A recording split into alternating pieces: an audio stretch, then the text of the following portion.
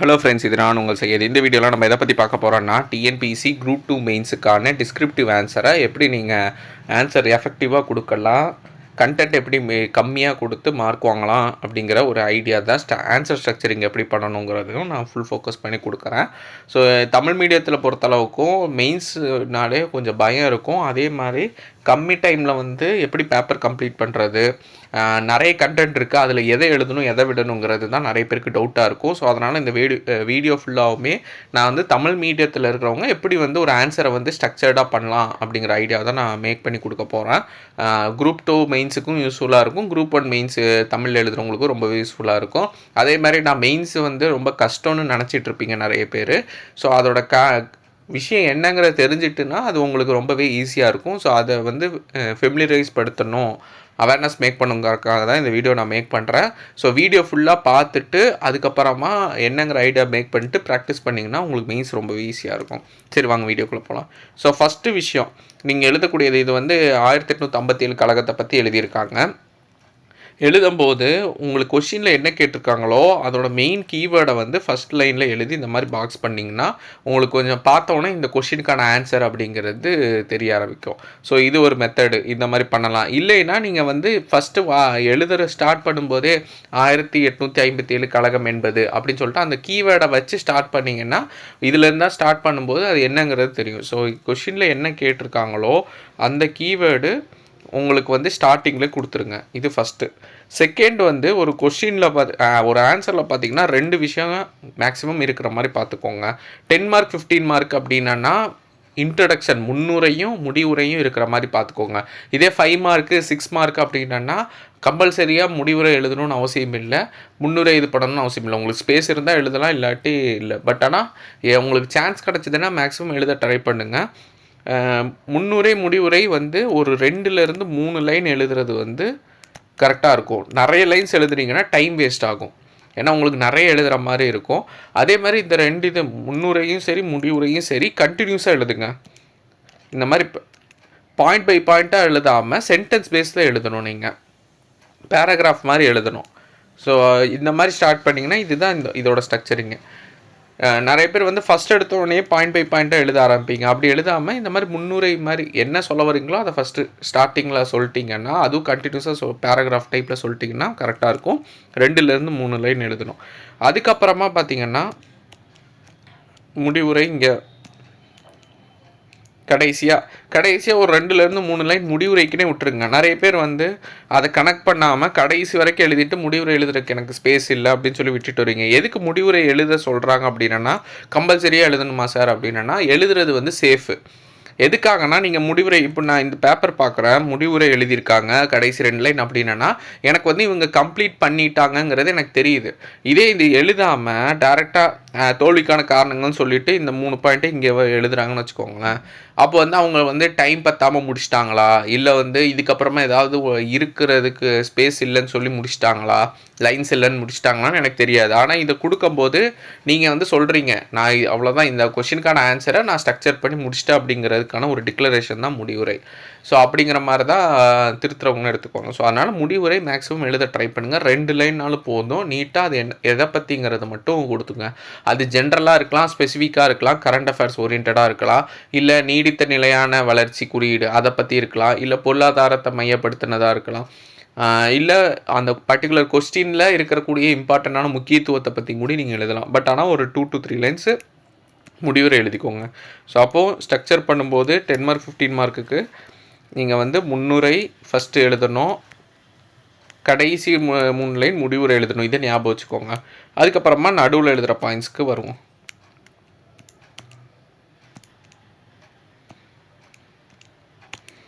Okay, இப்போ பார்த்தீங்கன்னா அதுக்கு அடுத்தது இது வந்து ஒரு இம்பார்ட்டண்ட்டான விஷயத்தை நீங்கள் எழுதி பாக்ஸ் பண்ணலாம். இது ஒவ்வொரு இதுக்கும் மாறும். இப்போ சோஷியல் இஷ்யூ கொஸ்டின் வச்சுக்கோங்க, சமூக பொருளாதார பிரச்சனைனா இங்கே வந்து ஒரு குறியீடோ இல்லை வந்து ஒரு டேட்டாவையோ கொடுத்து என்ன சொன்னாங்க அப்படின்னு சொல்லிட்டு யார் சொன்னாங்க அப்படிங்கிறத கீழே இப்படி ஹைஃபன் போட்டு எழுதுறது இது பண்ணலாம். இல்லைன்னா இந்த மாதிரி ஹிஸ்ட்ரி கொஷின்லலாம் வந்துட்டு ஏதோ ஒரு கோட்ஸ் யாராவது ஒன்று சொன்னாங்க, இல்லை அதை பற்றி ஒருத்தங்க சொல்லியிருக்காங்க, பேசியிருக்காங்க அப்படின்னா அதை எழுதி இது பண்ணலாம். இல்லைன்னா முக்கியமான ஈவெண்ட் எந்த வருஷத்தில் நடந்தது, ஸோ அந்த மாதிரி விஷயங்களை நீங்கள் இங்கே கொடுத்துட்டு பாக்ஸ் பண்ணலாம். இது வந்து கொஞ்சம் ஹைலைட்டடாக தெரியும்.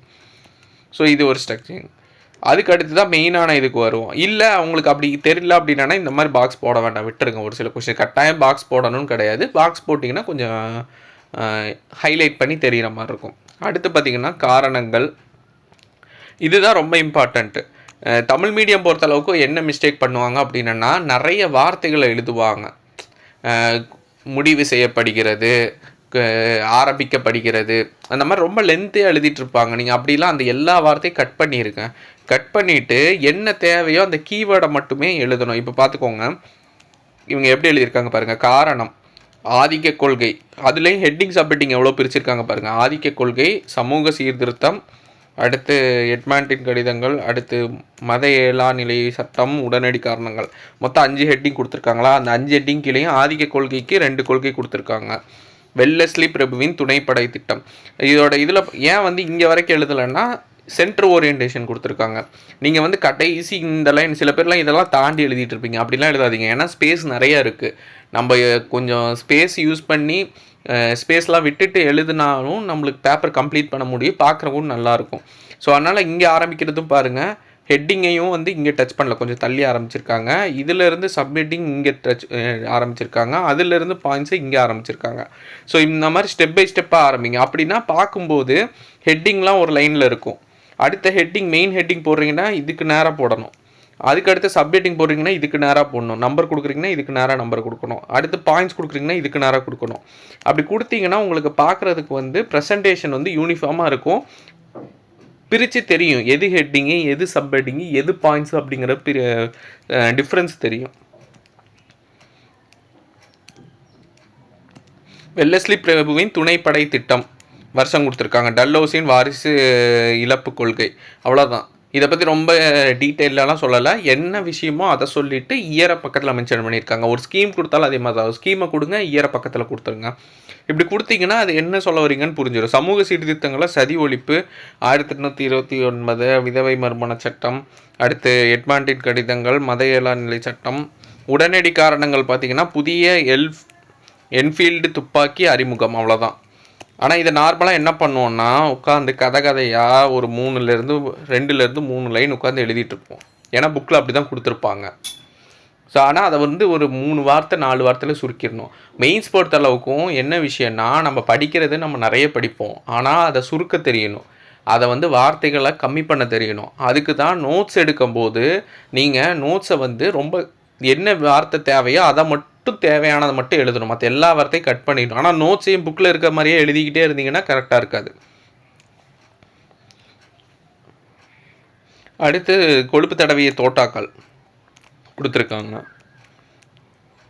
அடுத்து முதல் எதிர்ப்பு, பராக்பூர் மக்கள் பாண்டே எதிர்ப்பு, தலைமை என்னென்ன ஊரில் யார் தலைமை அப்படின்னு சொல்லிட்டு கொடுத்துருக்காங்க. தோல்விக்கான காரணங்கள், சரியான தலைமையின்மை, மத்திய இந்தியாவில். ஸோ ஒரு ஹெட்டிங்னா அதுக்கு கீழே ஒரு 2-3 பாயிண்ட் மட்டும் தான் கொடுத்துருக்காங்க.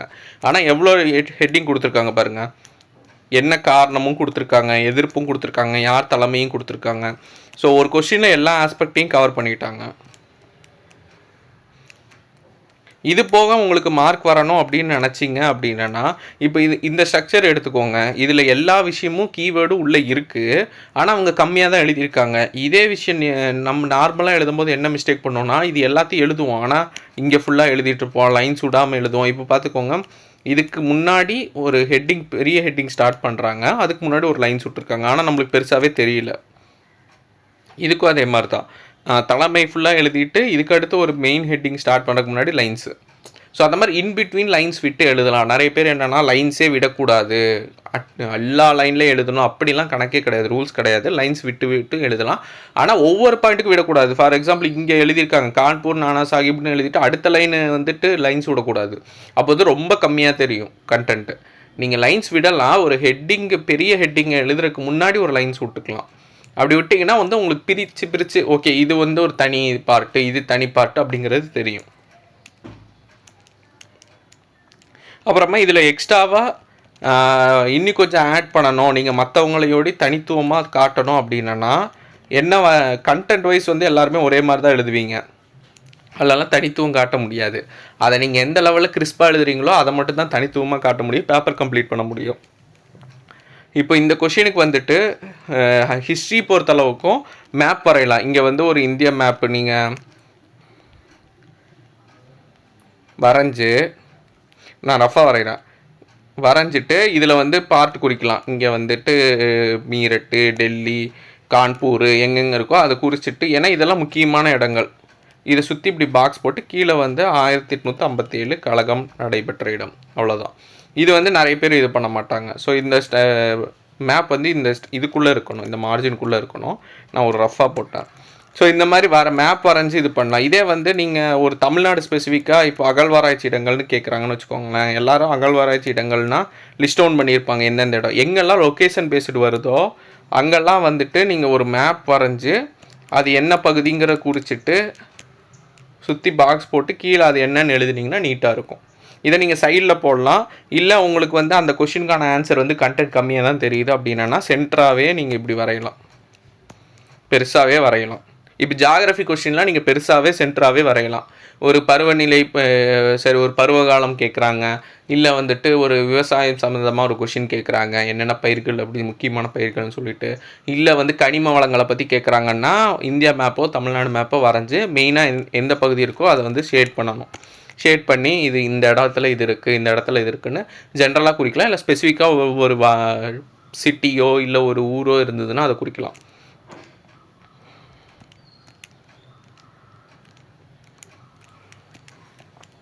ஸோ இதுதான் இந்த கொஷின். இப்போ அடுத்த கொஷின் பாருங்கள். இது வந்து ஹிஸ்ட்ரிக்கு. இதே வந்து சோசியல் இஷ்யூ அப்படின்னா நீங்கள் வந்து நிறைய டேட்டாஸ் கொடுக்கணும், அப்புறமா சயின்ஸுன்னா டயக்ராம்ஸ் கொடுக்கணும். ஸோ இந்த மாதிரி ஒவ்வொரு கொஸ்டின் ஒவ்வொரு யூனிட்டையும் அப்ரோச் பண்ண. பாலிட்டினா ஆர்டிகல்ஸ் கொடுக்கணும். ஸோ ஒவ்வொரு யூனிட் கொடுக்கும் போதும் இந்த மாதிரி வெயிட்டேஜ் வைஸ் கொஞ்சம் டிஃப்ரெண்ட்டாக கொடுத்தீங்கன்னா உங்களுக்கு மார்க் அதிகமாக கிடைக்கும். அப்புறமா கரண்ட் அஃபேர்ஸை நடுவில் இன்சர்ட் பண்ணணும். இப்போ ஹிஸ்ட்ரி கொஸ்டினில் கரண்ட் அஃபேர்ஸ் ஓரியன்டட் ஸ்கோப் கம்மி, ஆனால் மற்ற கொஸ்டினில் கரண்ட் அஃபேர்ஸை சேர்த்து எழுதலாம். ஸோ அதனால தான் வந்து நீங்கள் படிக்கிறத சமச்சீர் புக்கில் இருக்கிற கண்டென்ட்டை கீ பாயிண்ட் எடுத்துக்கோங்க, கம்மியாக ஹெட்டிங் சப் ஹெட்டிங் கொடுத்து எழுதிக்கோங்க இந்த மாதிரி கீவேர்டாக. அதுக்கப்புறமா கரண்ட் அஃபேர்ஸ்க்கு நல்ல இம்பார்ட்டன்ஸ் கொடுத்து பார்த்தீங்கன்னா ரெண்டையும் சேர்த்து எழுதும் போது உங்கள் ஆன்சர் வந்து சூப்பராக இருக்கும். ஸோ அதனால தான் நான் எப்பவுமே வந்து கம்மியாக படிங்க, நிறைய எழுதுங்க அப்படின்னு சொல்லுவேன். ஸோ மெயின்ஸ் பொறுத்தளவுக்கு ப்ரிப்பேர் பண்ணுறது ஈஸி. நீங்கள் புக்கை வந்து கம்மியாக, நம்ம சமச்சீர் புக்லேயே மேக்ஸிமம் கண்டென்ட் இருக்கும், 1-2 டாபிக் தான் வெளியே போகிற மாதிரி இருக்கும். நான் டிஸ்கிரிப்டிவ்க்கு சொல்கிறேன். 2A மெயின்ஸ் அப்ஜெக்டிவ் வேறு, 2 மெயின்ஸும் சரி, குரூப் 1 மெயின்ஸும் சரி, நீங்கள் லிமிட் பண்ணுறது சிலபஸுக்கு தகுந்த மாதிரி சமச்சீர் புக்கில் இருக்க கண்டென்ட்டை இந்த மாதிரி ஹெட்டிங் சப்ஹெட்டிங் கொடுத்து எழுதி வச்சுட்டு, அதுக்கப்புறமா கரண்ட் அஃபேர்ஸு இருக்கிறதெல்லாம் மெயினான கரண்ட் அஃபேர்ஸ்லாம் லிஸ்ட் டவுன் பண்ணி அதுக்கு நீங்கள் நோட்ஸ் எடுத்து வச்சிட்டாலே போதும். இதை ரெண்டையும் மிக்ஸ் பண்ணி எழுதினாலே நல்லாவே ஸ்கோர் கிடைக்கும். இப்போ அடுத்த கொஸ்டின் வந்துட்டு பழங்குடியினர் மற்றும் விவசாயிகள் கிளர்ச்சி. ஸோ இதில் பார்த்தீங்கன்னா பழங்குடியினர் போராட்டம்னு சொல்லி ஃபஸ்ட்டு கொடுத்துருக்காங்க. சாந்தல் கிளர்ச்சி இயரை மென்ஷன் பண்ணிட்டாங்க. எந்த இடம் பாருங்கள், வங்காளம். தலைமை யார் தலைமை, சித்துக்கண்ணு. காரணம் சாந்தலர் அல்லாதோர் நிலம் குத்தகை, உள்ளூர் கழகக்காரர்களின் ஆக்கிரமிப்பு. அதுக்கப்புறமா சாந்தல் ஃபர்கானா மண்டல உருவாக்கம். இது அதன் மூலிமா உருவாக்கி, அவ்வளோதான். இந்த மொத்த சாந்தல் கிளர்ச்சியும் புக்கில் பார்த்தீங்கன்னா ஒரு பேஜ்லேருந்து 2 பேஜ் லெவலில் லென்த்தாக கொடுத்துருப்பாங்க. நீங்கள் நோட்ஸ் மேக் பண்ணும்போது அத்தனையும் உட்காந்து ஒரு பேஜ் அளவு எழுதிட்டுருப்பீங்க. ஆனால் இதோட மொத்த கண்டென்ட் பாருங்கள் இப்போதான்.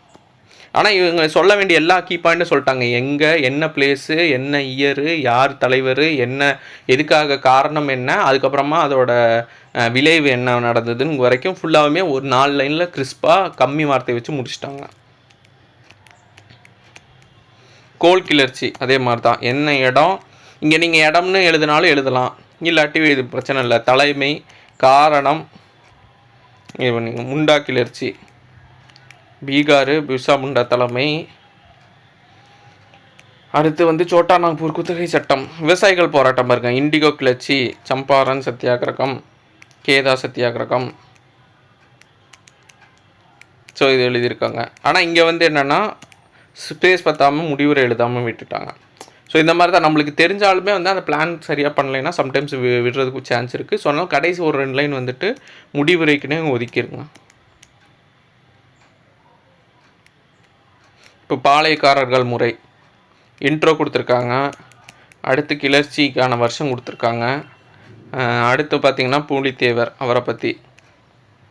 மேற்கு பாளையங்களுக்கான தலைமை, நெற்கட்டும் செவ்வல், ஆங்கிலேயருக்கு எதிரான முதல் எதிர்ப்பு, களக்காடு போரை பற்றி கொடுத்துருக்காங்க. படைத்தளபதி ஒண்டிவீரன் புலித்தேவருக்கும் மாபூஸ் கான் அவர்களுக்கும். அடுத்து பூலித்தேவர் வந்து வெற்றி அடைவாங்க. ஸோ அவ்வளோதான். இது பெரிய ஹிஸ்ட்ரி. நீங்கள் வளவளான்னு இருக்கும். ஆனால் அத்தனையும் உட்காந்து நம்மளால் எழுதிட்டு இருக்க முடியும். எதுக்காகனா நம்மளுக்கு டைம் கம்மியாக தான் இருக்கும். நீங்கள் வந்து மெயின்ஸ் எழுதணுன்னா உங்களுக்கு ஒரு 4 மணி நேரம் மினிமம் தேவைப்படும். கரெக்டாக மெயின்ஸ் நீங்கள் வந்து எல்லா கண்டனும் கொடுத்து எழுதணும். ஆனால் அவங்க கொடுத்துருக்க டைமும் 3 மணி நேரம் தான். இப்போ 3 மணி நேரத்தில் நம்மளால் என்ன பெஸ்ட்டை கொடுக்க முடியுமோ, பேப்பரும் கம்ப்ளீட் பண்ணணும், கீவேர்டும் உள்ளே கொடுக்கணும், ஸ்ட்ரக்சரிங்கும் கரெக்டாக பண்ணணும், ஆன்சரையும் ஃபுல்லாக கம்ப்ளீட் பண்ணணுங்கும்போது இந்த மாதிரி எழுதும்போது தான் உங்களால் எல்லாத்தையும் பண்ண முடியும். இல்லை நான் வந்துட்டு நான் படித்தது எல்லாத்தையும் எழுதுவேன், நான் வந்து புக்கில் இருக்கிற மாதிரி எழுதுவேன்னு நீங்கள் எழுத ஆரம்பிச்சிங்கன்னா உங்களால் எவ்வளோ ஸ்பீடாக எழுதினாலும் சரி, நீங்கள் சிட்டி ரோபோட்டே இருந்தாலும் சரி முடிக்க முடியாது. அதை புரிஞ்சுக்கோங்க. நிறைய பேர் வந்துட்டு நான் படித்தது எல்லாத்தையும் எழுதுவேன், ஆனால் நான் முடிக்கணும் அப்படின்னு நினச்சிங்கன்னா அது முடியாது. மெயின்ஸுக்கு என்ன லிமிட்டேஷன் இருக்கோ, ரெஸ்ட்ரிக்ஷன் இருக்கோ, அந்த மாதிரி தான் நம்ம கொஞ்சம் மாற்ற முடியும். இப்போ இந்த ஸ்ட்ரக்சரிங் வந்து கிட்டத்தட்ட இவங்க இங்கிலீஷ் மீடியத்துக்கு ஈக்குவலாக எழுதியிருக்காங்க. இங்கிலீஷ் மீடியத்தில் இவ்வளோ தான் எழுதுவாங்க. அவங்க பேப்பர் பார்த்தீங்க அப்படின்னா கண்டென்ட் வைஸ் வந்துட்டு எல்லா கண்டென்ட்டும் உள்ளே இருக்கும், ஆனால் ரொம்ப கிறிஸ்பாக இருக்கும். கீவேர்டு மட்டும்தான் இருக்கும். படிக்கிறவங்கள புரிஞ்சுக்குவாங்க. அதே ஃபார்மெட்டில் நீங்கள் தமிழில் எழுதி பழகுனீங்கன்னாலும் அதே மாதிரி புரிஞ்சுக்கும். ஏன்னா எல்லா கண்டென்ட்டும் உள்ளே வந்துடும். கீவேர்டு பார்த்தாலும் உங்களுக்கு கிடச்சிரும். நம்ம வந்து வளன்னு எழுதிட்டு இருப்போம் அப்படின்னா கீவேர்டு எங்கே இருக்குன்னு தெரியாது. ஒன்று டைமுக்கு முடிக்க முடியாது. ஒரு 2-3 கொஷின் விட்டுட்டு வருவீங்க, மார்க்கு அடி வாங்கும். எல்லா கொஷினும் முடிக்கணும் மெயின்ஸ் பொறுத்தளவுக்கு. அது ஃபஸ்ட்டு கம்பல்சரியான ஒரு விஷயம். செகண்ட் வந்துட்டு தெரியாத கொஷினுக்கும் ட்ரை பண்ணி ஆன்சர் பண்ணணும். தேர்டு கரண்ட் அஃபேர்ஸ்லாம் இது பண்ணணும், மேப்பு டயக்ராம்ஸு இதெல்லாம் எக்ஸ்ட்ராவாக கொடுக்கணும். ஃபோர்த் இந்த மாதிரி ஸ்ட்ரக்சரிங் நல்லா பண்ணணும். இதெல்லாம் பண்ணுறதுக்கு டைமிங் வேணும்னா இந்த மாதிரி எழுதினா மட்டும்தான் முடியும். இதெல்லாம் எப்படி எழுத முடியும்னா நீங்கள் நோட்ஸ் மேக் பண்ணும்போது இந்த கொஷின் கேட்டால் இதுதான் கீவேர்டு, ஒரு 5லேருந்து 10 வார்த்தை இதை பற்றி. இப்போ பாளையக்காரர்கள் கிளர்ச்சின்னா ஒரு 10 வார்த்தை இம்பார்ட்டண்ட்டான வார்த்தையை புக்கில் இருந்து படித்து நீங்கள் எழுதி வச்சுக்கணும், நோட்ஸ் மேக் பண்ணி வச்சுக்கணும். அவ்வளோதான் இருக்கணும். புக்கில் நிறைய இருக்கும் கீவேர்டு, பட் அப்படி அது தேவையில்ல, நம்ம லிமிட்டடாக இது போதும் அப்படின்னு சொல்லிட்டு. ஸோ அடுத்தடுத்து கொடுத்துருக்காங்க. நீங்கள் இதெல்லாம் நார்மலாக எழுதணுன்னா ஒரு 2 பேஜுக்கு எழுதுகிற கண்டென்ட்டாக இவங்க வந்து ஒரு 8லேருந்து 10 லைனுக்குள்ளே முடிச்சிட்டாங்க. ஸோ இதுதான் ஸ்ட்ரக்சரிங். இப்படி தான் நீங்கள் பண்ணணும். கிழக்கு பாளையங்களுக்கான தலைமை வீரபாண்டிய கட்டபொம்மன், பாஞ்சாலக்குறிச்சி ஏரியா கொடுத்துருக்காங்க. வரி பாக்கி, அப்புறமா வந்து ஜாக்சன் உத்தரவு. ஸோ மொத்த ஈவெண்ட்டையும் பாருங்கள். 3 வார்த்தை 2 வார்த்தை. ஒரு லைனில் பார்த்தீங்கன்னா அதிகபட்சம் 3லேருந்து 5 வார்த்தைக்குள்ளே தான் எழுதியிருப்பாங்க. ஆவரேஜாக 2லேருந்து 3 வார்த்தை தான் எழுதியிருப்பாங்க. அப்போ தான் எல்லா லைன்ஸும் எழுத முடியும். நீங்கள் ஒரே லைன்ஸில் அதே மாதிரி ஸ்டார்ட் பண்ணது பாருங்கள். இங்கே ஸ்பேஸு, இங்கேயும் ஸ்பேஸு, நீட்டாக நடுவில் மட்டும் இருக்கும். இப்போ நீங்கள் நிறைய எழுதுனீங்கன்னாலும் இவ்வளோ கீவேர்டு தான் இருக்கும். இவங்க எழுதின கீவேர்டு தான் இருக்கும். இதை தாண்டி எழுத மாட்டீங்க. பட் ஆனால் வந்து உங்களால் முடிக்க முடியாது. இப்போ தீரன் சின்னமலை இயரு, அடுத்து வந்து இயற்பெயர், கொங்கு நாட்டு பாளையக்காரர், திப்பு சுல்தானை ஆதரித்தார், மருதுபாண்டியர் உதவியை பெற முயன்றார், கொரில்லா போர் முயற்சியை கையாண்டார். அவர் போர்கள் கொடுத்துருக்காங்க. மருது சகோதரர்கள், சிவகங்கை சீமையின் பாதுகாவலர்கள், முத்துவடுக பாதுகாவலர்கள், வேலு நாச்சியாருக்கு மீட்டெடுக்க உதவி பண்ணாங்க. திருச்சிராப்பள்ளி பிரகடனம் அதோட வருஷம். ஃபைனலாக திருப்பத்தூரில் தூக்கிலிடப்பட்டார். வேலு நாச்சியார் தென்னிந்தியாவின் ஜான்சி ராணி, சிவகங்கை முத்துவடுகநாதரின் மனைவி. ஹைதர் அலி மருது சகோதரருடன் சிவகங்கை மீட்பு வருஷத்தையும் கொடுத்துட்டாங்க. குயிலி வந்து ஆங்கில இராணுவ கிடங்கு தீ வைப்பு. அவ்வளோ படித்தாலும் புரியுது. ஏன்னா திருத்துறவங்களுக்கு வந்து கான்செப்ட் தெரியாமல் ஒன்றும் தெரியாமல் படிக்க மாட்டாங்க. மேக்ஸிமம் பேப்பர் கரெக்ஷன் பண்ணி அவங்களுக்கு கண்டென்ட் என்னங்கிறது அவங்களுக்கு நார்மலாக தெரிஞ்சிடும். நம்ம கீவேர்டு மட்டும் கொடுத்தா போதும். நிறைய பேர் என்ன புரிஞ்சுக்கிறது இல்லைன்னா, ஃபுல்லாக எழுதுனா படிக்கிறவங்களுக்கு புரியாமல் போயிடுமோ, படிக்கிறவங்களுக்கு தெரியாதோ அப்படின்லாம் கிடையாது. தெரிஞ்சவங்க தான் பேப்பரை திருத்துவாங்க. ஸோ நம்ம அங்கே வந்து நம்ம எல்லாத்தையும் எழுதி தான் ப்ரூஃப் பண்ணணும்னு கிடையாது. தேவையானது மட்டும் லிமிட்டடாக எழுதி ப்ரூஃப் பண்ணாலே போதும். அதனால் இந்த ஸ்ட்ரக்சரிங்கே பண்ணுங்கள். இப்படி பண்ணிங்கன்னா உங்களுக்கு வந்து எஃபெக்டிவாக மார்க் கிடைக்கும்.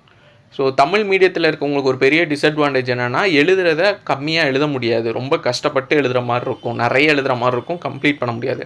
அதுக்கு இந்த மாதிரி ஹெட்டிங் சப்ஹெட்டிங் நிறைய கொடுத்து எழுதணும். இன்ட்ரோ கன்க்ளூஷன் கொடுத்து எழுதுங்க. அதுக்கப்புறமா எழுதக்கூடியதில் வந்து கீவேர்டு மட்டும்தான் இருக்கணும், வேறு எதுவும் பெருசாக இருக்காது. சரி, இப்போ கரண்ட் அஃபேர்ஸ் இதெல்லாம் நார்மல் கொஸ்டின் உங்களுக்கு தெரியும். இப்போ கரண்ட் அஃபேர்ஸ் பாருங்கள், இந்தியாவோட விண்வெளி நிலையம் அதை பற்றி இன்ட்ரோ கொடுத்துட்டாங்க. அதோட பேர், இந்தியாவோட விண்வெளி நிலையத்துக்கு பேர் எழுதியிருக்காங்க, பேர்னு சொல்லி பேர் எழுதியிருக்காங்க. அதுக்கு ஒரு தனியாக ஹெட்டிங் வேறு கொடுத்துருக்காங்க. அப்படிங்கும்போது பாருங்கள், இதை வந்து சிங்கிள் லைனில் ஒரே லைனில் முடிக்காமல் 2 லைனாக யூஸ் பண்ணிட்டாங்க. ஸோ அதான் ஹெட்டிங் சப்ஹெட்டிங் நிறைய கொடுத்து எழுதுனீங்கன்னா பார்க்குறதுக்கும் நல்லாயிருக்கும். ப்ளஸ் அடிஷ்னலாக வந்து லைன்ஸும் நிறைய யூஸ் பண்ண மாதிரி இருக்கும். இலக்கு என்ன ஆண்டுன்னு கொடுத்துருக்காங்க, இஸ்ரோவால் அமைக்கப்பட உள்ளது. நிறைய பேர் வந்து இந்த விண்வெளி நிலையம்னாலே இஸ்ரோ தான் தெரியும், ஆனால் எழுத மாட்டாங்க. அதே ஒரு கீ பாயிண்ட்டாக நம்மளுக்கு தெரிஞ்சாலுமே அதை கீ பாயிண்ட்டாக கொடுக்கணும். தற்போதுள்ள விண்வெளி நிலையங்கள், அடுத்து ஸ்பேடெக்ஸ்னால் என்ன, தேசிய விண்வெளி தினம்னா என்ன, இந்தியாவோட இலக்குகள். இதில் ஒன்றை மட்டும் இவங்க மிஸ் பண்ணிட்டாங்க, இந்த விண்வெளி நிலையத்தோட பயன்கள் அப்படின்னு சொல்லிட்டு ஒரு ஹெட்டிங் கொடுத்து எழுதுனா அதில் ஒரு 2-3 பாயிண்ட் எழுதலாம்.